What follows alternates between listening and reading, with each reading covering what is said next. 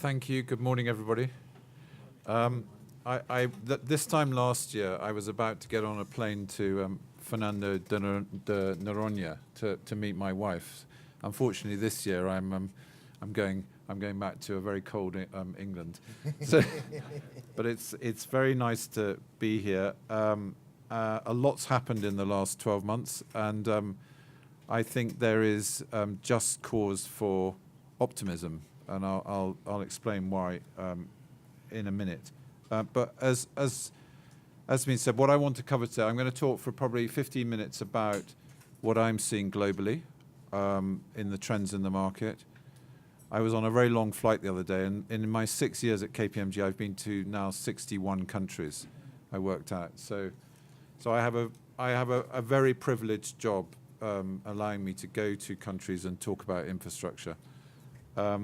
And then what I will do is I will just give my observations on the growth program, the PPI program, and make some comparisons to similar programs elsewhere in the world. So every year, and I think this is in your pack, hopefully, we produce our global trends. We've done this now for 6 years. Here is the complete list. I'm not going to go through all of these, but what I'm going to start with is these two, and that is the rise of populism and the growing power of the people/consumer. So in 2016, when we produced our emerging trends, we said that social and political risk would rise. And little did we know what prophetic words those were. So whether it's Trump, whether it's Brexit, whether it's what's going on in Catalonia at the moment, whether it's the German elections, all over the world we're seeing a rise of the people, a rise in populism. Now you might say, what has that got to do with infrastructure? Well, I think it's got a lot to do with infrastructure. So the first thing is that one of the first policy mitigations for populism is to announce an increase in infrastructure investment. So right across the world right now, we are seeing an increase in the level of infrastructure investment. And I think that is a reaction to this populist agenda. More worryingly, we're also seeing in the developed economies a rise in nationalism and protectionism. So you only have to look at the US with Buy America, but perhaps you're less familiar with Australia, where at the final stage of the auction of Ausgrid, the winning Chinese investors were thrown out of the competition for political reasons. And I think it'll be interesting to see what happens in Europe, and particularly the UK post-Brexit on that agenda. In contrast, if you go to the developing infrastructure markets, and I would put Brazil in that category, not calling Brazil a developing country, I'm calling it a developing infrastructure market, there is the opposite, and that we're seeing much more of a globalization agenda, which I'll talk about more in a minute. So there is that interesting contrast, and it will be interesting to see where those two worlds meet. And then the last sub-trend of this is really a shift in investment priorities. So we've had almost an obsession with investing in economic infrastructure. And what we're now seeing with the rise in populism, the publication of the United Nations Sustainable Development Goals, we're seeing quite a subtle shift today of investment priority being given to hospitals, schools, housing, but basically infrastructure that looks more towards the more deprived members of society.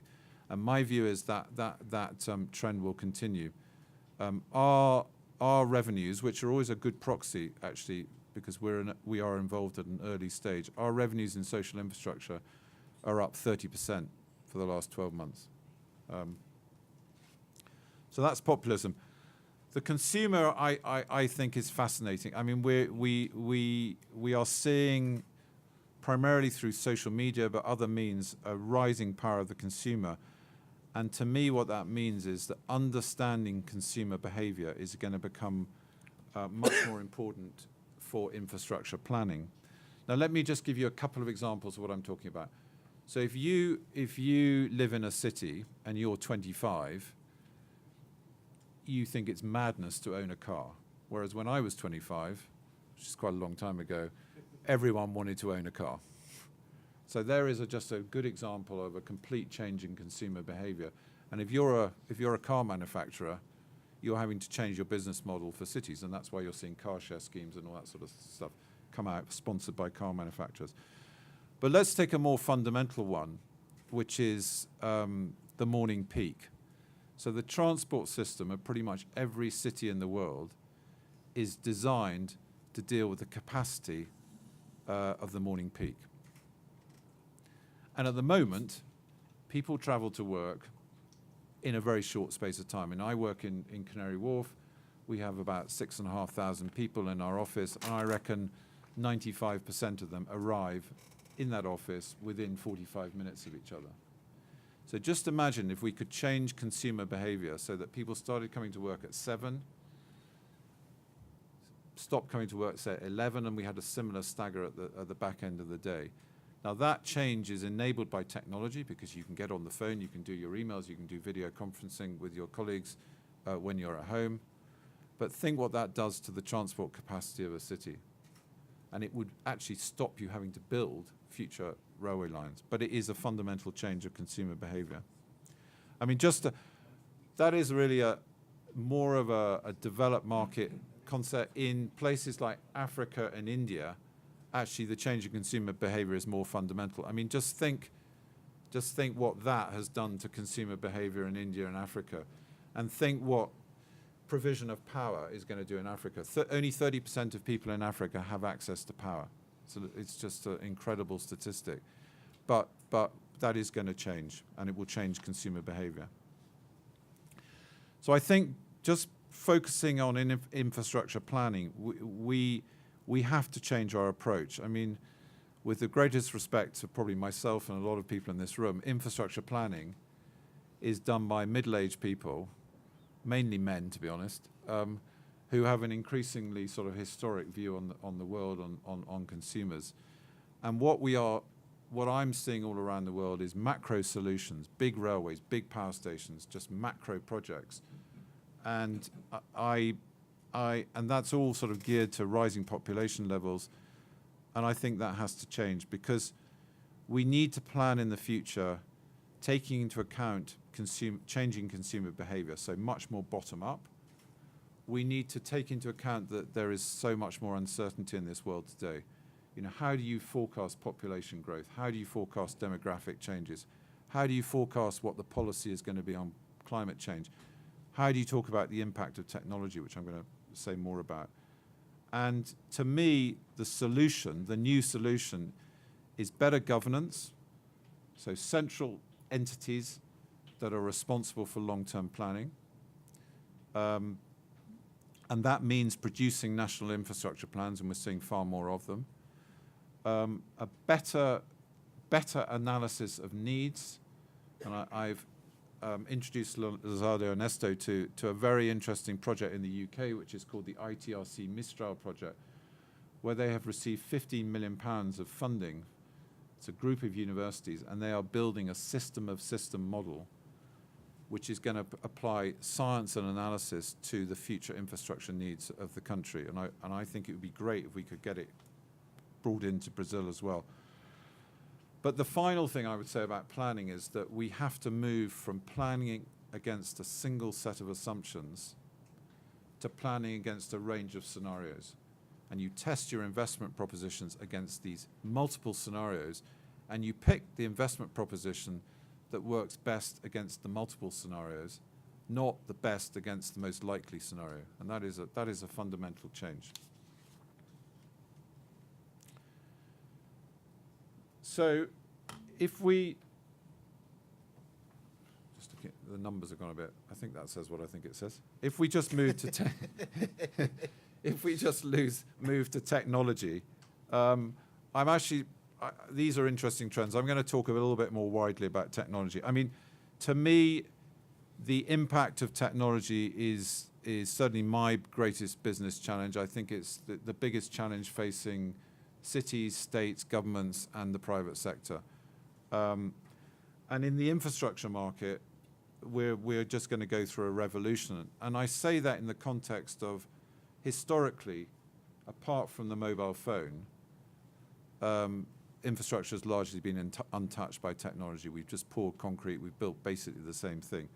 But whether it's autonomous vehicles, whether it's urban mobility using smart technology and better data, or whether it's energy and storage, which is perhaps going to be the biggest revolution actually in the energy market. I mean, that will change the energy market in the same way the mobile phone has changed the fixed telecom market. But we are going to go through a period of massive change, and I'm just going to pick three things to talk about. Firstly, pace. So the biggest challenge is judging how quickly this is all going to happen. And let me give you a little bit of an example. I spoke the other day at a strategy day for a transport technology company. So I think I was sitting in front of 80 experts in transport and technology. And I said to them, when do you think the first driverless city centre, not city, city centre will be? And I gave them 4 choices. 10% said 20 years plus, and the remaining 90% was split evenly between 0 to 5, 5 to 10, and 10 to 20. Now, all that said to me was that no one had a clue. But what it says is, I think the biggest, one of the biggest issues, whether you're a city, whether you're a private sector company, whether you're a government, is judging when to invest and when this technology will actually really come into play. And what you can confidently predict that is in 10 years' time, there will be some major changes. By the way, my vote for driverless city centre is at the back end of 5 to 10. That's where I would be. The second issue on technology, which I think will be very interesting, is the whole subject of demand management and capacity enhancement. As I said earlier, we tend to build big projects. And what technology is going to enable is and make better is smaller projects. And if you're in the UK, this is called the George Osborne versus Eddington, as in Rod Eddington, the chap who used to chair Infraestructura Australia. So Rod Eddington is a great proponent of small. George Osborne is a great proponent of macro. But in my view, we are going to see many more smaller projects. And they're all going to be aimed at capacity enhancement and demand management, i.e. getting more out of our existing system. And a lot of that will be technology enabled. And the other thing that I think we're going to see in the future, which is connected to this, is dynamic pricing. At the moment, whether it's electricity or transport, it's very rigid pricing systems. Off-peak, on-peak, and that's about it. And real-time data, smart technology will enable dynamic pricing, which will transform the way we have infrastructure delivered to us, but will also have big social consequences. And I think we're going to take some time to work out the social implications of basically more expensive infrastructure services during the peak period. And then the third thing quickly is the impact on long-term contracts. So Brazil is going through a program where you're going to sign many long-term contracts, both concessions, PPPs, you're going to privatize assets completely. And all this change, and particularly technology change, is going to impact those contracts. So let me give you a very simple example. If you take a car park today, you drive in, probably through a barrier, you pay for it, you get a ticket, you pay for it. 10 years' time, that car park will be full of autonomous vehicles. It will probably have double the number of vehicles. That will completely change the way that contract operates. And what worries me is that both the change clauses in these contracts, and probably more importantly the termination clauses, are not fit for purpose. Because ultimately, if you're negotiating a change, it is the termination clause that gives you the negotiating leverage. And my understanding is that in Brazil, the termination clauses in the current contracts are I'm going to say, weaker than perhaps the international precedents. And I think that will come home to bite Brazil in the future. How are we doing? I'm just going to do this one You're very... referring to contracts already in place? Yeah, absolutely. Absolutely. Absolutely. I mean, the UK is going through quite a lot of negotiations around contracts, and it's the termination clause that is the principal lever of government. You're trying not to use it, but it's as I say, you're negotiating It's like leverage. the atomic bomb. Exactly, exactly. Just very quickly on these trends, funding. Funding is, just to be clear, is how you pay for infrastructure. Finance is how you raise the equity and debt. Funding is the biggest problem around the world. There's a lot of work going on to find alternative means to fund infrastructure, because obviously the fiscal capacity of countries is at an all-time low. So whether it's consumer charges, which are politically difficult in lots of cases, whether it's value capture, which is getting which is capturing the value of land, which is enhanced in value as a result of infrastructure, whether it's taxes, special taxes, which are ring-fenced towards future infrastructure investment, or whether it's asset sales, which I'll talk about, those are all becoming more popular, and particularly asset sales. We are forecasting a big increase in privatization asset sales around the world. But the last one, which I think we always forget, is cost reduction. If you want to make infrastructure more affordable, reduce the cost. And there is an unbelievable variation in the cost of infrastructure around the world. But on the finance side, I'll leave equity because actually I think the equity market's in good shape. But the debt market is going through a fundamental change at the moment. And you can see that very clearly with the changing role of BNDES. So historically, the banks have lent most of the money in infrastructure.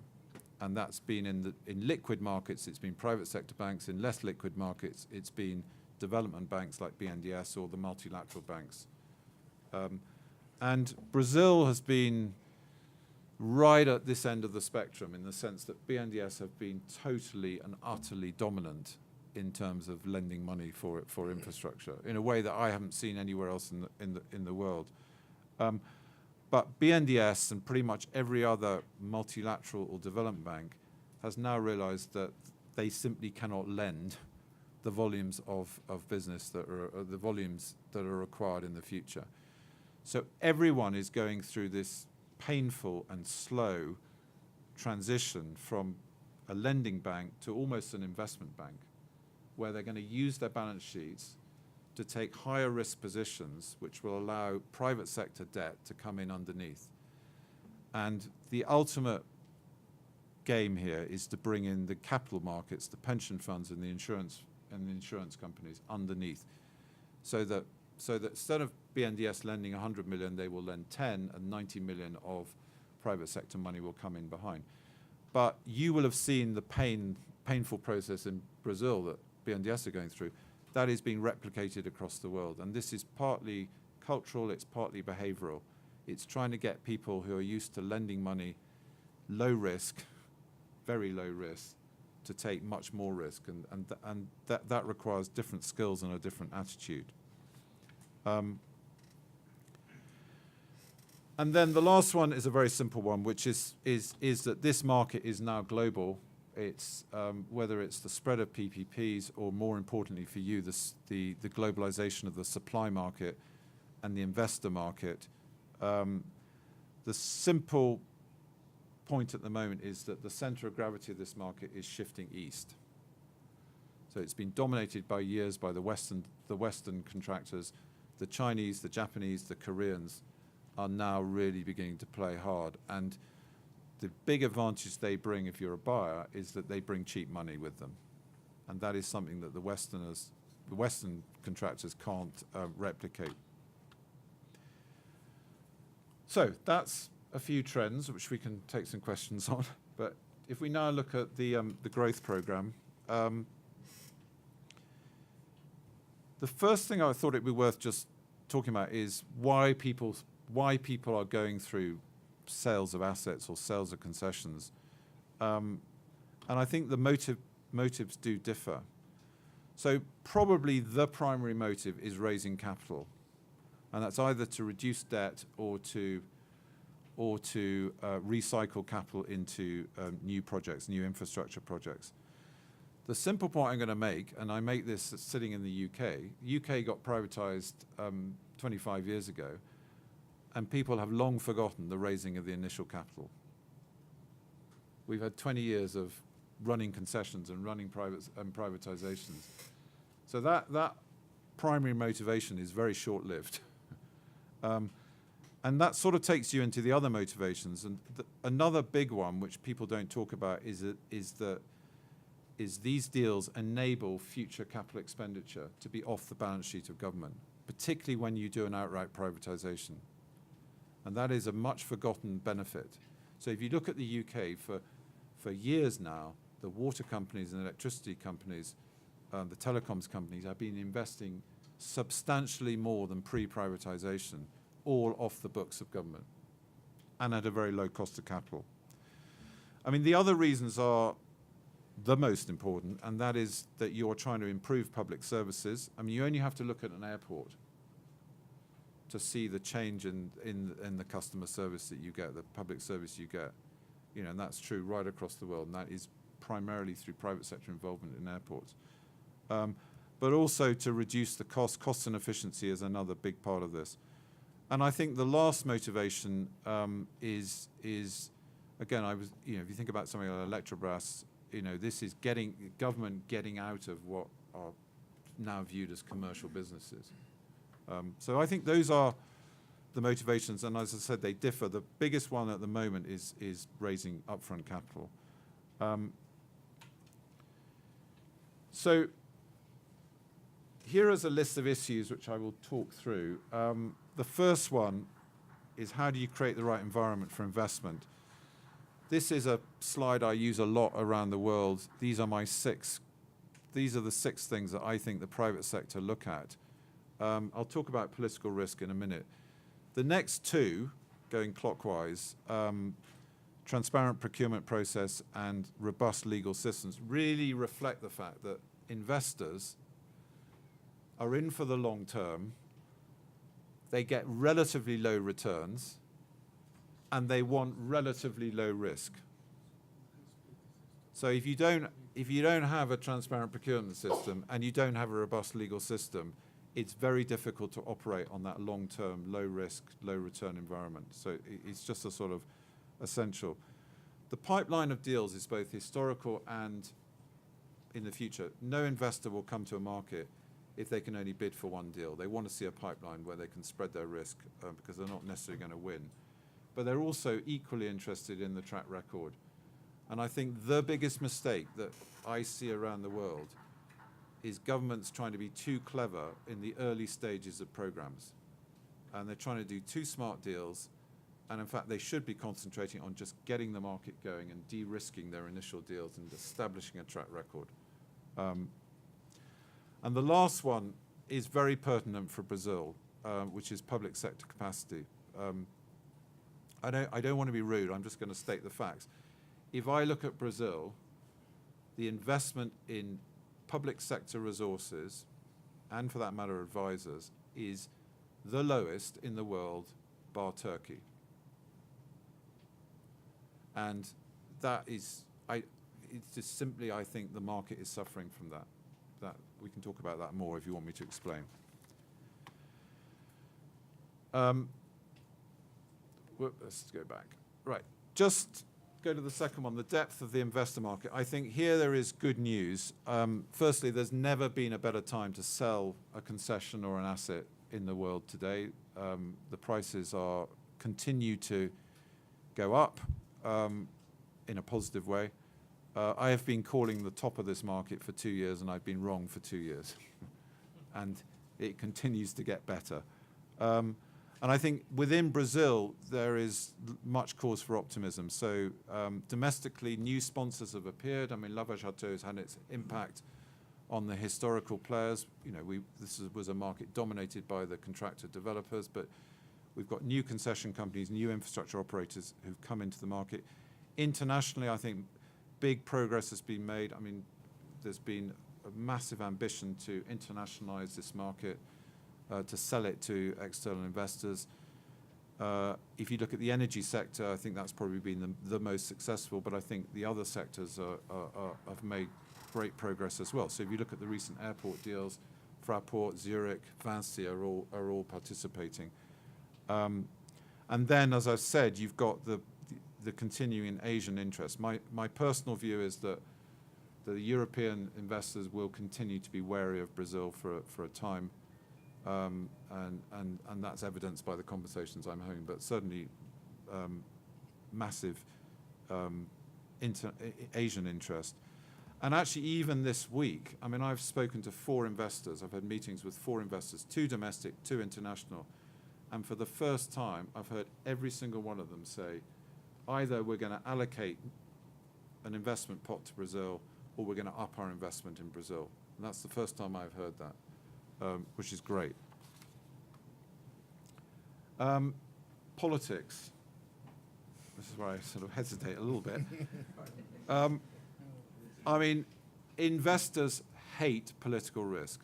Let's just start there. They just loathe political risk. I think there are 2 big things happening. There's firstly the political cycle.